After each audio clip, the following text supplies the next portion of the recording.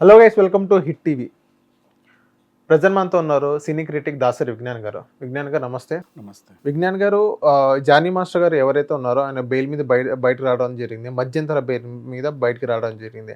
ఆ బెయిల్ అనేది ఇంకా పొడిగే అవకాశాలు ఉన్నాయా, లేకపోతే మళ్ళీ జైలుకి వెళ్ళే అవకాశాలు ఉన్నాయా? లేదు లేదు, దీనికి మంచి ఎగ్జాంపుల్ ఏంటంటే కేజ్రీవాల్ గారికి బెయిల్ వచ్చినప్పుడు చెప్తా విను. నేను మ్యాచ్ చేసి చెప్తున్నా, ఆ కేసుకి ఈ కేసు సంబంధం లేదు ఫస్ట్ ఆఫ్ ఆల్. బట్ న్యాయపరంగా చూసుకుంటే కేజ్రీవాల్ని ఎందుకు అరెస్ట్ చేశారు అంటే వీళ్ళు 10 సార్లు వెళ్ళి తలుపు కొడితే ఆయన తీలా. సమన్లు పంపించారు 10 times పంపించారు. రాలా ఎందుకు వస్తలేవు అని చెప్పి తీసుకెళ్ళి లోపలేశారు. అంటే పిలిచినప్పుడల్లా నువ్వు రావట్లేదు, సహకరించట్లేదు అని లోపలేశారు. తర్వాత ఆయన జనం చేత ఎన్నుకున్న నాయకుడు కాబట్టి ఆయనకి ఎలక్షన్లో ఖచ్చితంగా చేతులూపే అవసరం ఉంది కాబట్టి మధ్యంతర బెయిల్ ఇచ్చారు. మళ్ళీ పలానా టైంకి రా అంటే వచ్చాడు. 2వ తారీఖు ఎప్పుడో వెళ్ళేసి మళ్ళీ లొంగిపోయాడు. అంటే అవసరం ఆ బెయిల్. నెక్స్ట్ అలాగే ఇప్పుడు జానీ మాస్టర్, ఈయన ఏంటంటే అవార్డు ఒకటి వచ్చింది గవర్నమెంట్ తరఫునే, అది తీసుకోవాల్సిన బాధ్యత కూడా ఉంది అని, అంటే నాకు అందుకోవాలన్న నా కోరిక అని చెప్పేసి ఒక అర్జీ పెట్టారు. మానవుల హక్కు, వాళ్ళ కోరిక తీర్చడం. ఇప్పుడు ఉరి శిక్ష వేసినా సరే లాస్ట్కి నీ చివరి కోరిక ఏంటి అని అడుగుతారు తప్ప చట్టం నిన్ను ఊరికే నీ కోరికలన్నీ చంపేసి నిన్ను ఏదో చేద్దామని అనుకోరు. ఇప్పుడు ఇంకోటి ఏంటి, రాత్రిపూట విచారించరు. ఎందుకంటే నిద్రపోవడం కూడా మనిషి మానవ హక్కు అది. అందుకని జైల్లో రాత్రిపూట కూడా విచారించరు. ఓ టైంకి నువ్వు పడుకోవాలి, మళ్ళీ పొద్దున్న లేచిన తర్వాత ఆ విచారణ కంటిన్యూ అవుతుంది. అండ్ ఇట్లా కొన్ని ఉంటాయి. సో అందుకని చెప్పేసి అండ్ పోలీస్ స్టేషన్లోనూ పెట్టరు, సెల్లో వన్ డేనే ఉంచాలి. నెక్స్ట్ డే కోర్టులో అప్పచెప్పేయాలి. ఎందుకు అంటే అది మనిషి యొక్క హక్కు, ఎక్కడో ఉండాలని. కాకపోతే నేను ఎందుకు జైల్లో వేస్తారు, మాకు అందుబాటులో ఉండాలి, పిలిచినప్పుడల్లా రావాలి. ఇంట్లో ఉంటే నువ్వు వస్తావో రావో తెలియదు, అందుకని వేసుకుంటారు అంతే రిమాండ్ ఖైదీల్ని. ఈయన పాపం పారిపోతే పట్టుకొచ్చారు ఎక్కడెక్కడెక్కడో. అవును, గోవాలో దొరికారు. ఎక్కడికో వెళ్ళి పట్టుకొచ్చారు. మళ్ళీ బెయిల్ ఇస్తే నువ్వు పారిపోవనే గ్యారంటీ ఏంటి అని క్వశ్చన్ వేస్తారు. ఎందుకంటే నువ్వు పారిపోతేనే కదా పట్టుకొచ్చింది.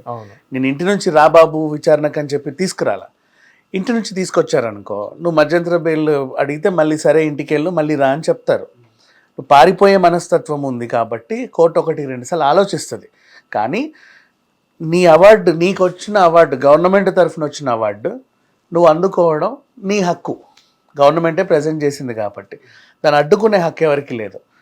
సో అందుకని చెప్పేసి నీకు 4 రోజులు బెయిల్ ఇచ్చింది, మధ్యంతర బెయిల్. నువ్వు వెళ్తావు, ఆ అవార్డు అందుకుంటావు, మళ్ళీ వస్తావు. అంటే ఇది మళ్ళీ ప్రైవేట్ అవార్డు అనుకో, నీ తరఫున నేను వెళ్ళి అందుకోవచ్చు. ఓకే. కానీ ఈ పురస్కారం నీది. లైక్ ఇప్పుడు పద్మశ్రీ అవార్డు ఇట్లాంటివి కొన్ని ఉంటాయి కదా, నీది పురస్కారం అది. సో గౌరవప్రదంగా నీకే అందజేయాలి. నీకు కూడా అది తీసుకోవాలి అనే కోరిక ఉంటుంది. నీ కోరిక నీ హక్కు. అవును. అందుకని చెప్పేసి ఆయనకు మధ్యంతర బెయిల్ ఇచ్చారు. అఫ్కోర్స్ వాదించవచ్చు లాయర్లు, అపోజిషన్ లాయర్లు కూడా, లేదండి ఈయనకి ఇవ్వడానికి వీల్లేదు, ఎందుకంటే పారిపోతే పట్టుకొచ్చాము, మళ్ళీ పారిపోతాడేమో ఈ వంకతో అని కూడా వాళ్ళు అనొచ్చు. దాన్ని కూడా కోర్టు నమ్మిద్ది, ఎందుకంటే ఆల్రెడీ నువ్వు పారిపోతేనే పట్టుకొచ్చారు కాబట్టి. బట్ ఇచ్చారులే బెయిల్, ఒక నమ్మకం మీద ఇచ్చారు. ఇప్పుడు నువ్వు రాకపోతే ఆవిడని అరెస్ట్ చేస్తాం, నువ్వు రాకపోతే నీ లాయర్ని అరెస్ట్ చేస్తాం. ఒకరు షూరిటీ ఇవ్వాలి, 2-3 షూరిటీలు ఇవ్వాలి. ఆ షూరిటీలు ఏంటి, నువ్వు రాని క్రమంలో వాళ్ళని తీసుకెళ్ళి లోపలేస్తారు నీ తరఫున. ఆ షూరిటీ ప్రకారంగా నన్ను పంపించారు. ఇప్పుడు వస్తాడు మళ్ళీ, ఎందుకంటే తను రాకపోతే వాళ్ళ ఆవిడని అరెస్ట్ చేస్తారు, లేకపోతే వాళ్ళ లాయర్ ఆన్సర్ చెప్పాల్సి ఉంటుంది. మళ్ళీ లోపలికి వచ్చే అవకాశమే ఉంది తప్ప ఇది బెయిల్ పొడిగించే అవకాశం అయితే లేదు. విజ్ఞాన్ గారు, బెయిల్ ఇచ్చారు. ఓకే, బెయిల్ ఇస్తే కొన్ని టర్మ్స్ అండ్ కండిషన్స్ ఉంటాయి. ఎలాంటి టర్మ్స్ అండ్ కండిషన్స్ ఉన్నాయి మీరు భావిస్తున్నారు? కొంచెం ముందుకు వచ్చి చెప్పకూడదు ఇలాంటి. ఖచ్చితంగా నీకు ఇప్పుడు అక్కడ అవార్డు ఇచ్చినా కానీ ఒక స్పీచ్ అంటే ఇవ్వాలి కదా, అది కూడా అందులో కొన్ని లిమిటేషన్స్ ఉంటాయి కదా. అవార్డు ఇచ్చినప్పుడు స్పీచ్ ఇస్తే అక్కడికి వెళ్ళి నువ్వు నీ పర్సనల్ మాట్లాడినా వాళ్ళు కట్ చేస్తారు. ఈవెన్ ఆస్కార్ అవార్డు ఇచ్చినా కూడా అది లైవే కదా. నో నీకు చెప్తున్నాను, ఈవెన్ ఆస్కార్ అవార్డు ఇచ్చినా కూడా నీకంటూ స్పీచ్ ఇవ్వడానికి కొంచెం లిమిటేషన్ పీరియడే ఉంటుంది. అంతలోనే నువ్వు వాగాలి. అంటే నువ్వు ఏదన్నా మితిమీరి వాగుతున్నావు తెలిస్తే మైక్స్ వాళ్ళ కంట్రోల్ ఉంటాయి, వాళ్ళు ఆఫ్ చేస్తారు. నీ ఇష్టం మాట్లాడవచ్చు, లేదు ఇది కాదు అది కాదు, నువ్వు ఏదైనా మాట్లాడవచ్చు, కానీ మైక్స్ ఆఫ్ చేస్తారు. అంటే అసెంబ్లీలో మైక్స్ ఆఫ్ చేశారు, సేమ్ అదే మైక్లు ఆఫ్ చేస్తారు, వాళ్ళ కంట్రోల్లో మైక్లు ఉంటాయి అంతే. సో ఇట్లా ఉంటుంది. అండ్ మీడియాకి ఇది జరిగింది అది జరిగింది అని ఏం చెప్పొద్దు. నీ తరఫున నీ లాయర్ చెప్పుకోవచ్చు, నీ తరఫున మీ ఆవిడ చెప్పుకోవచ్చు, నువ్వు చెప్పకూడదు. ఎలాంటి అంశాలు. అండ్ నెక్స్ట్ ఇంత పూచీకత్తు అని ఉంటుంది, అది కట్టి వెళ్తావు, మళ్ళీ వస్తావు. నీ బెయిల్ పొడిగింపుకి ఇంకొక అవకాశం ఉంది.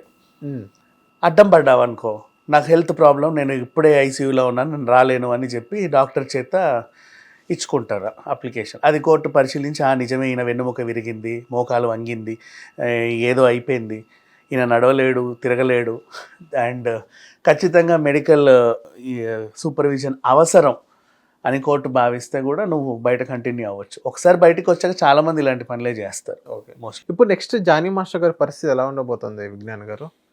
ఎందుకంటే బెయిల్ వచ్చింది ఓకే, ఇప్పుడు మళ్ళీ ఎటువంటి సిచ్యువేషన్ అవార్డు తీసుకున్నా మళ్ళీ లోపలికి వెళ్ళారు. నెక్స్ట్ జానీ మాస్టర్ పరిస్థితి ఏంటి? ఇప్పుడు ఈయన ఏం చేస్తాడంటే ఈ అవార్డు టైంని ఎట్లా యూటిలైజ్ చేసుకుంటాడంటే అందరు పెద్దలతో మీటింగ్ పెట్టుకుంటాడు, పెద్ద పెద్ద వాళ్ళందరినీ కలుస్తాడు. న్యాయం చేయండి, న్యాయం చేయండి, న్యాయం చేయండి, ఆ పిల్లని ఏమైనా కన్విన్స్ చేయండి, లేదా పరోక్షంగా. అండ్ యాక్చువల్గా నీకు గట్టి రూల్ ఉంటుంది, అపోజిషన్ వాళ్ళని నువ్వు గెలకొద్దు.